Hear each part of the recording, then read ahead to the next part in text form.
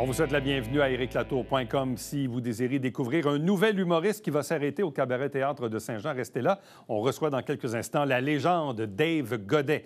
Mais d'abord, parlons de recrutement d'animateurs pour les camps de jour, cette fois les camps de la zone You-Hoo.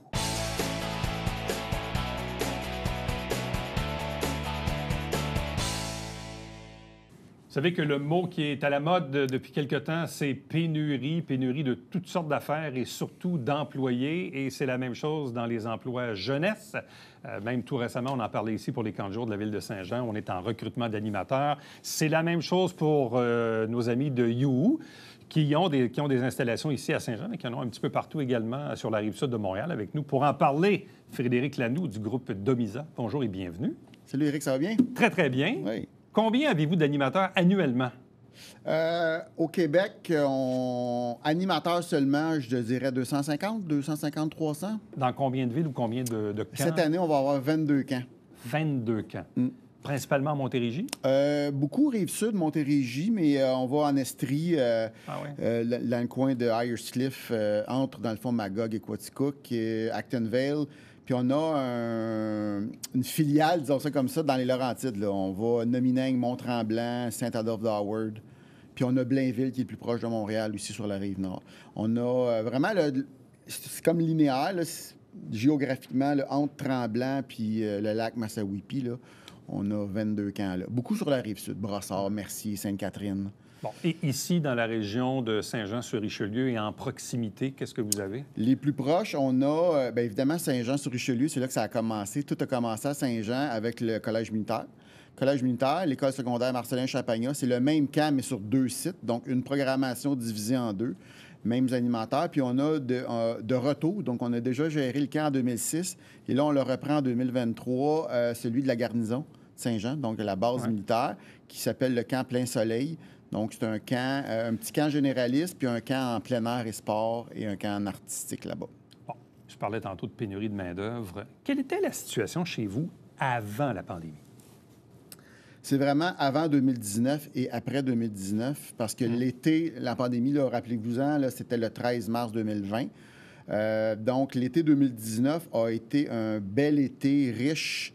On dirait que les jeunes, je ne sais pas, c'est peut-être juste une réflexion très personnelle, mais ils ont une espèce de soif de vivre, d'aller voir ailleurs, d'explorer, de faire d'autres choses. Donc, à 2019, on a eu un bel été, puis j'ai pas de souvenir qu'on cherchait du monde. On a la chance à You d'avoir beaucoup d'animateurs qui viennent chez nous pour développer, parfaire leurs habitudes. On les prend un peu plus vieux, un peu plus expérimentés que dans certaines municipalités. Fait qu'on est chanceux de l'avoir. J'ai pas remarqué en 2019 qu'on avait des problèmes au niveau du recrutement. T'as pas de souvenir d'un problème de pénurie puis qu'on cherchait du monde comme ça n'avait pas de bon sens? Exact. Puis en 2020, je ne l'ai pas vécu non plus parce qu'en 2020, on a réduit beaucoup les quantités, les capacités d'accueil, je veux dire. Les capacités à cause des mesures sanitaires. Des mesures sanitaires, ouais. Exactement. Donc, on a réduit beaucoup. On a été frappé en 2021, 2022, puis là, 2023, ça s'annonce comme 2022, mais dans la région immédiate, on a besoin d'une centaine d'animateurs, peut-être, 100, 150, incluant Mont-Saint-Grégoire, Venise en Québec, Saint-Sébastien. On a besoin de monde. On les prend à partir de 16 ans dans les camps municipaux, 17 ans dans les camps privés comme You à Saint-Jean, mais on a besoin du monde. Bon. Généralement, les jeunes qui travaillent dans les camps, que ce soit chez vous ou au municipal, généralement, avant la pandémie, il y avait quand même un bon taux de rétention. C'est-à-dire qu'un jeune qui commence, il va y aller 1 an, 2 ans, 3 ans, 4 ans, même jusqu'à l'université ou presque, peut être là 5, 7 ans des fois. Mais ça, ce phénomène-là, on le voit beaucoup moins depuis, évidemment, la pandémie. Prenons l'exemple, là. Ceux qui ont travaillé pour vous autres l'été passé, de ce nombre, en pourcentage, il y en a combien qui vont revenir cette année, là? Avant la pandémie, on avait un taux de rétention d'autour de 70 %. Depuis la pandémie, là, on est chanceux quand c'est 50. C'est ça. Écoute, c'est le nerf de la guerre. Tu as raison, c'est la rétention du personnel. C'est-à-dire que les gens chez You viennent travailler, sont en vacances. On veut qu'ils soient en vacances puis qu'il y ait une ambiance de vacances. Les parents vont payer un petit peu plus cher qu'à la municipalité, mais ils vont acheter des vacances à leurs enfants. Ils n'ont pas un service de garde obligatoire. Puis les animateurs, c'est la même chose. On veut qu'ils viennent en vacances. La réalité maintenant, c'est qu'ils viennent faire 1, 2, 3, 4 étés quand on est bien, bien chanceux, alors qu'à l'époque, je te parle d'une époque pas si lointaine, c'était 6, 7 étés. C'est ça, exact. Tu sais, même, ils finissaient leur bac en éducation. Il y avait des contrats d'école en remplacement, mais ils faisaient quand même 1 été ou 2 l'été. Comment tu l'expliques, cette pénurie de main-d'œuvre, disons, accentuée depuis le retour de la pandémie? Ben écoute, j'ai une théorie bien à moi, mais je pense que c'est pas juste pour les... On veut l'entendre. C'est pas juste pour les emplois d'été, là. Non, c'est dans tout, là. Ouais. Nos parents étaient habitués à travailler 70 heures par semaine. Moi, j'ai été élevé, je travaille 50 heures semaine. Les jeunes d'aujourd'hui, on engage à temps plein, ils veulent du 32 heures semaine. OK. Fait que le même emploi va nécessiter 1 personne et demie, 2 personnes de plus pour couvrir toutes nos heures d'ouverture. On le voit avec les commerces de détail. Souvent, on va fermer le dimanche juste pour renflouer. Tu sais. C'est un petit peu pareil même dans les emplois d'été. Les emplois d'été, ils s'en viennent chez nous. Ils parlent déjà de prendre une semaine de vacances à la semaine 5 parce qu'il y a moins d'enfants. OK, mais c'est un contrat de 8 semaines, puis tu veux une semaine de vacances. Mais c'est une réalité là, qui est plus présente depuis 2, 3 ans, 4 ans. Mais ça aussi, c'est une nouvelle réalité. Mais même, je parlais avec un restaurateur dans la région, tu sais, qui me dit la nouvelle réalité, c'est que tu te fais appeler le vendredi après-midi pour te dire « Ouais, c'est parce qu'à ce soir, j'ai des billets pour aller au hockey. Je pourrais-tu y aller? » Il dit « En temps normal, on aurait dit non. Mais là, comme j'en ai pas beaucoup, je vais lui dire oui. Mais rapidement, je dis « OK, mais tu peux-tu rentrer dimanche? » Ah, OK, je vais échanger mon vendredi pour un dimanche. OK, c'est correct. Donc, on voit que dans la mentalité des jeunes, peut-être comme tu dis, on veut un maximum d'heures dans la semaine. Puis en même temps, on veut se garder des petites vacances, puis aussi des horaires peut-être un peu plus allégés. Moi, ce que je trouve le plus drôle, c'est quand ils demandent des vacances parce que c'est leur fête. Ah ben oui. C'est ma fête demain, je peux pas rentrer. Explique-moi ça en français. Mais c'est quand même un gros, comme disent les Anglais, un gros reality check. Là. C'est comme si... En même temps, il n'y en a pas. C'est ça. Faut être gentil et accommodant. Bien, écoute, les employés passent des entrevues maintenant aux employeurs. C'est ça la réalité. Là. Tu sais, juste à titre d'exemple anecdotique, nous autres, chez nous, depuis 3 ans, je double mon budget de marketing pour recruter du staff au lieu de recruter des clients. J'ai plus d'argent que je mets en marketing avec des vidéos, mon affichage, les présences dans les médias, que de clients. Quand même. C'est inversé, là.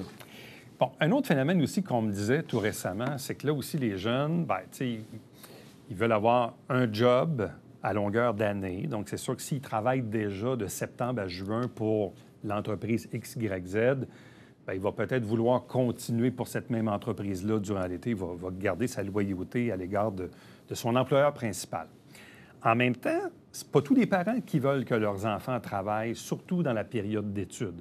Est-ce que ce sont eux que vous visez, disons, davantage? Bien, nous autres, en réalité, il y a la possibilité, surtout pour la région de Saint-Jean-sur-Richelieu, de travailler avec nous à l'année parce qu'on fait de l'accueil de groupes scolaires au Collège militaire, entre autres. Ouais. On a un service de garde aussi qu'on gère dans une école privée à Montréal où on a besoin d'animateurs régulièrement. Donc, la possibilité de travailler à UU l'été, ça existe. Mais quand tu termines ta session en fin avril à l'université ou à la fin mars au cégep, tu as la possibilité de venir travailler tout le mois de juin en accueil de groupe au Collège militaire. Donc, on a ces étudiants-là qui restent chez nous durant toute l'année. L'adversaire qu'on a, si tu veux, c'est que c'est des emplois pigistes. Donc, il n'y a pas d'horaire stable, fixe.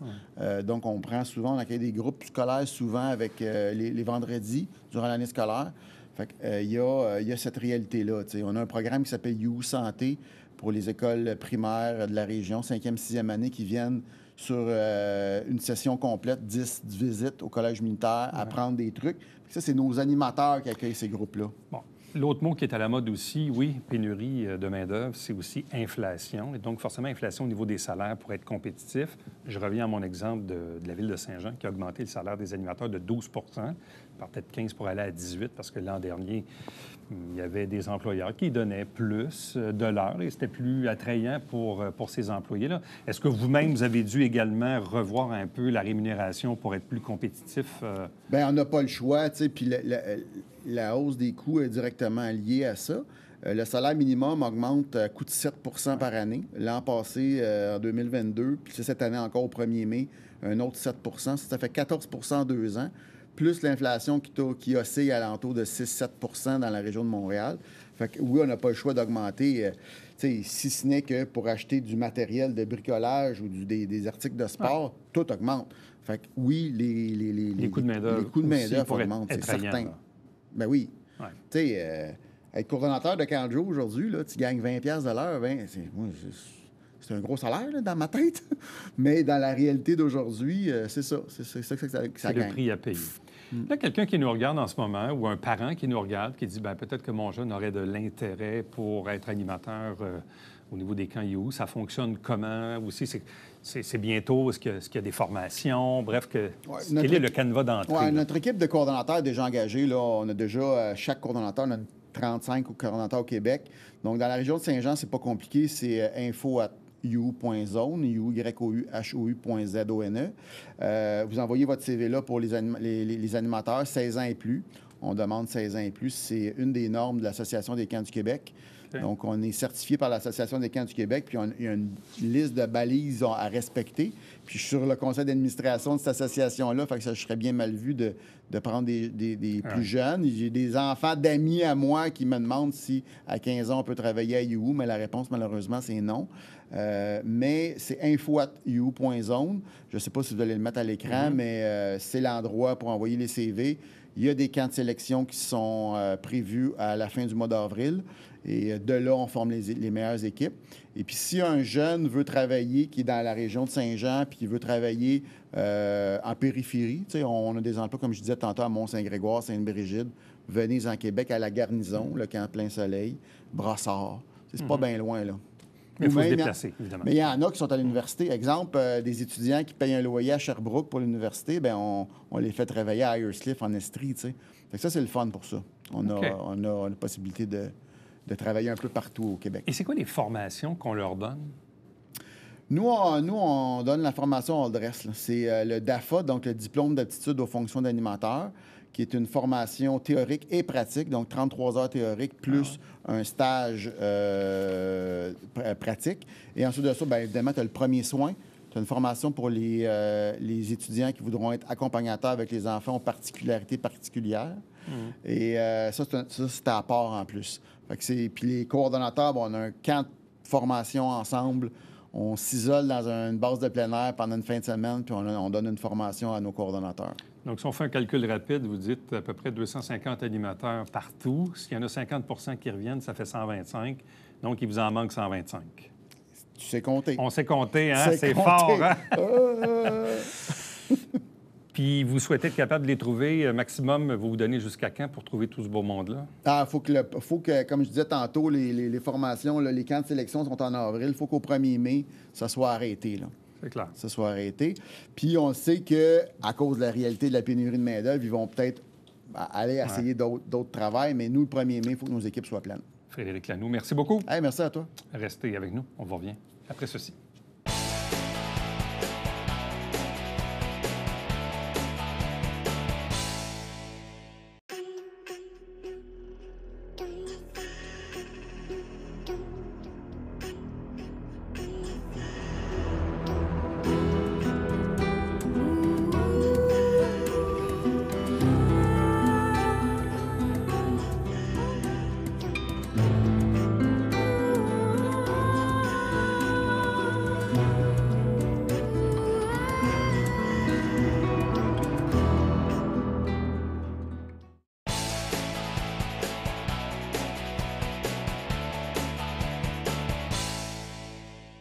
À mettre à vos agendas pour le samedi 1er avril au Cabaret Théâtre du Vieux-Saint-Jean, ici même à Saint-Jean-sur-Richelieu, le spectacle de l'humoriste Dave Godet, la légende. Il est avec nous et on le rejoint dans les Laurentides, en quelque part, dans le bois.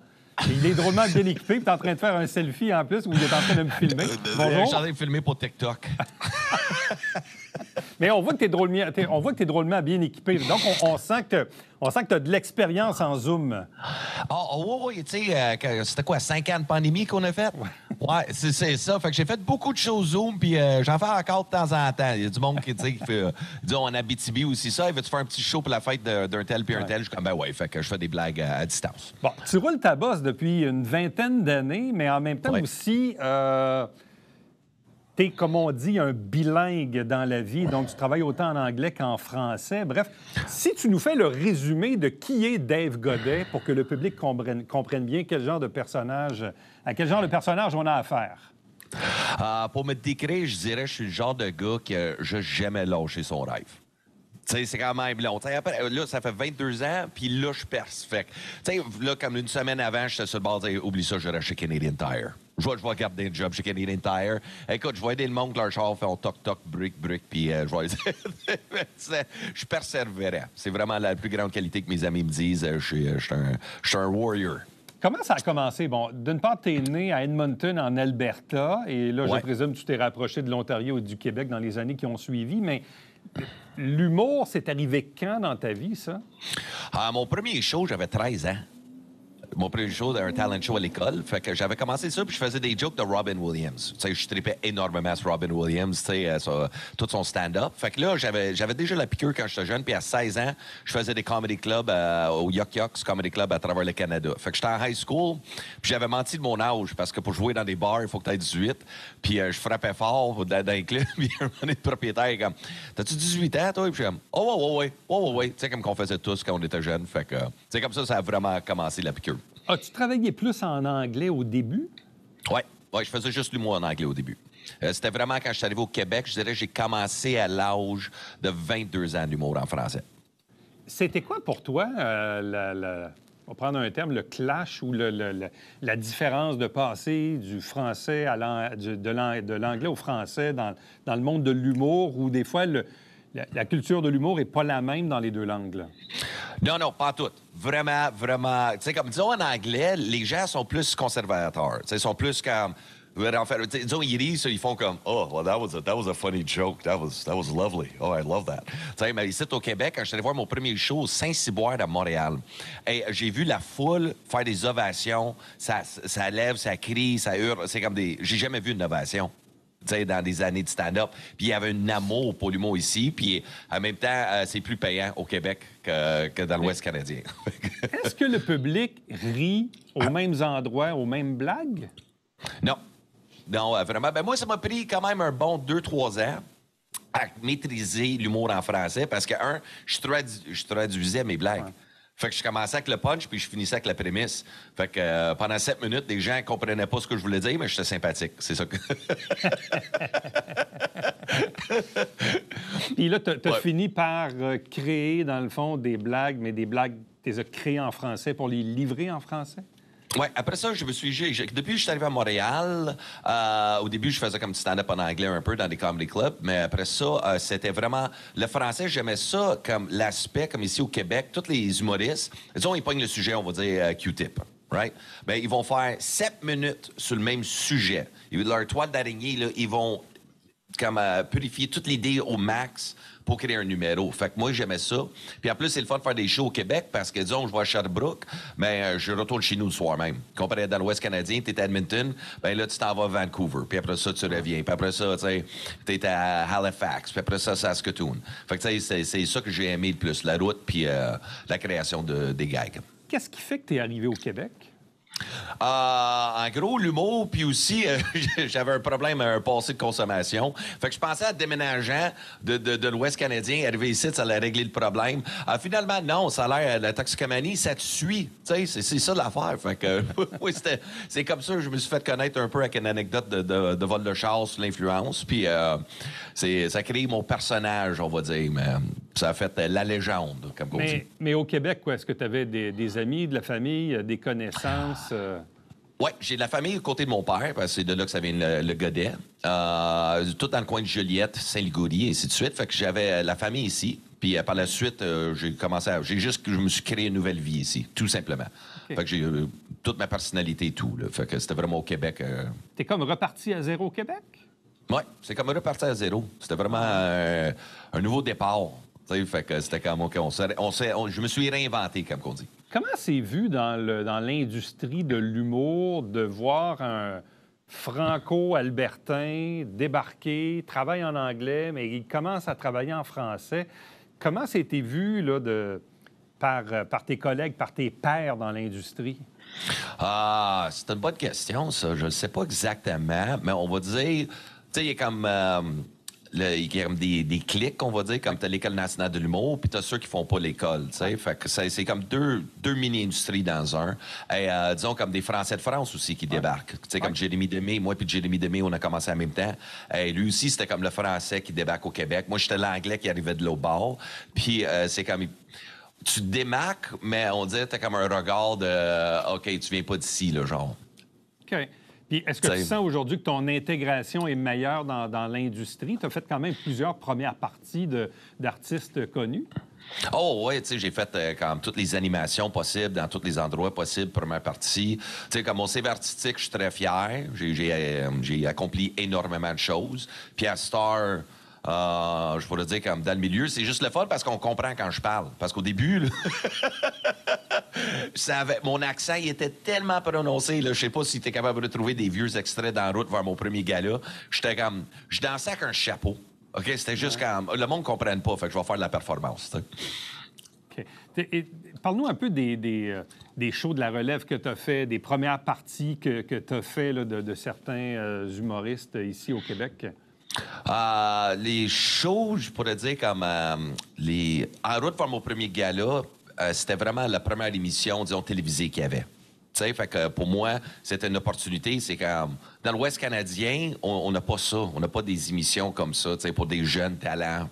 Tu sais, fait que ça m'a aidé énormément. Puis par la suite, j'ai pu faire des premières parties à tout le monde parce que dans ces années-là, tu sais, comme Maxime Martin, Cathy Gauthier, Mike Ward, Réal Bellan, comme tout le monde, c'était comme... Il y avait tellement de spectacles partout. Fait que, tu sais, j'avais l'opportunité d'animer ou faire des premières parties de ces shows-là. Fait que c'est comme ça. Puis par la suite, ça m'a fait connaître. J'ai découvert plus mon art en animant. Fait que tu découvres ton écriture. Puis ainsi de suite, j'ai finalement écrit... je suis rendu mon 3e show, là. Okay. Un peu de télé, un peu de radio? Là, je commence la radio. Télé, j'ai fait, comme, disons, des émissions comme Dans ma tête. J'ai le droit. J'ai comme fait un couple d'affaires. Mais je suis pas très, très télé. Je suis pas Julie Schneider invitée, là, style. Je suis quelqu'un avec mon dialogue. J'ai pas ma langue dans ma poche. Et je suis conscient, peut-être que je pourrais mettre dans le trouble ou offusquer quelqu'un, ainsi de suite. Fait que... Je regardais sur ton site Internet en ce moment, tu donnes quand même beaucoup de spectacles. Tu as une bonne tournée qui est en cours en ce moment. Il y a même des endroits où on voit que ça affiche complet. Donc, cette tournée là, du spectacle, La Légende, ça existe depuis combien de temps? J'ai commencé ça en mai. Mois de mai l'année passée. Donc, on a commencé au Club Soda. Et... c'était vraiment bouche-à-oreille par la suite où que les gens ils ont vraiment trippé sur le spectacle. T'sais, parce que le show, le titre, il est audacieux, on va se le dire, La Légende, mais c'est vraiment dans le spectacle, on vit mon cheminement de où que je suis parti dans la vie, parce que j'avais vraiment une enfance dure, à passer à travers la toxicomanie, à où que je suis rendu aujourd'hui. Fait que c'est vraiment le cheminement qui est légendaire, pour dire que tout est possible. C'est vraiment ça. Fait que c'est un message d'espoir aux gens aussi. Entre le mois de mai et aujourd'hui, tu as pu te donner combien de représentations du spectacle La Légende? Je pense qu'on est rendu à 22. Une vingtaine. 22, oui. Puis on vient de faire comme la plus grande salle, c'était Albert Rousseau à Québec. C'est quand même 1300 personnes. Fait que ça, c'était impressionnant. T'sais. Puis beaucoup de l'argent de mes shows, je le donne à la Posa. C'est la maison Stéphane Fallu à Chambly. Fait que tu sais, beaucoup, fait que je donne beaucoup aux jeunes aussi, parce que c'est une cause qui me touche beaucoup. Puis à Fallu, j'aime ça m'associer avec, puis de toute la cause. Donc, c'est pour ça mon spectacle, je donne au suivant, puis ça fit avec mon show. Fait que j'étais un enfant troublé aussi. Fait que... Bon, là, il te reste encore beaucoup de représentations à donner dans les prochaines semaines, dont celle de Saint-Jean le 1er avril. Oui, 1er avril, je suis à Saint-Jean. Je pense qu'il reste peut-être 5 billets au balcon. Sinon, je suis à Brossard aussi, au Club 10-30. Là, il reste le balcon aussi. Mais c'est juste ça, il reste juste des balcons au Granby. Je suis à Granby aussi, disons, dans votre région à vous. Puis sinon, après ça, on fait ce spectacle-là jusqu'en 2025, puis je loue la Place Belle. Fait que mon but, c'est Place Belle, Sean Paul en première partie. Mais t'as quand même Tu as quand même une crowd intéressante. Les gens te suivent. Tes salles sont assez bien remplies. Donc, les affaires vont assez bien, là. Oui, la tournée, oui. Je dirais oui. Puis en même temps, c'est un show... toute la production est juste, comme je disais, mon équipe, ma gérante de tournée, Amélie, c'est tout du monde qui sont passionnés du show. C'est mon directeur de tournée, Christian Larry aussi. C'est comme on a tout monté un spectacle. Wow! T'sais, on a des feux d'artifice, on a tout là, dans le show. Là. Fait que les gens, ils en ont pour leur argent. Là. Bon, là, c'est une question un peu champ gauche, mais as-tu un sideline de figurines de Pikachu? Parce que là, je vois que tu as ça. Là, tu vas rire, là. Là, tu vas rire. OK, ça, c'est mon hobby. Parce que ça, c'est ma nouvelle dopamine. Fait que je collectionne des cartes Pokémon. Puis j'ai comme une chaîne YouTube avec d'autres jeunes. Fait que je fais ça avec des jeunes. Là. C'est mon passe-temps. OK, tu peux rire. T'as le droit de rire. J'ai 39 ans, j'ai des Pikachu. Oh, ouais, c'est... c'est une belle collection. C'est une BMW direct en arrière de moi. Là, tu dis que ce que tu as dans le viseur, c'est le Centre Bell. C'est une blague ou c'est vraiment sérieux ce que tu veux comme objectif? Moi, ma vision... Moi, quand je me fais des objectifs, ils sont audacieux, mais pour moi, la réussite de cette tournée-là, c'est faire le Centre Bell et... tu sais, quand tu vois tout le monde sortir de leur téléphone, je prends tout le temps cette photo-là avec la foule à chaque spectacle, mais je veux cette photo-là avec ma fille sur mes épaules, d'en arrière, puis juste la fierté de dire, OK, ton père, il a fait de quoi de légendaire, tu sais. Wow. Fait que c'est vraiment pour inspirer ma fille, pour dire que tout est possible, tu sais. Fait que c'est pour ça que je me bats. Et je fais autant de vidéos, autant de contenu sur Internet, juste pour réaliser ce rêve-là. Fait que pour moi, ça, c'est le rêve. Avoir ma fille sur ses épaules avec cette photo-là. Tout ça pour une photo. Je pourrais aller au show de Cowboys fringants le faire, mais je veux le faire moi. Samedi, 1er avril, Cabaret Théâtre du Vieux-Saint-Jean. La légende Dave Godet. Un gros merci, puis bonne chance pour la suite. Merci à vous et je vous souhaite une bonne journée. Ça fait plaisir. Restez avec nous. On vous revient après ceci.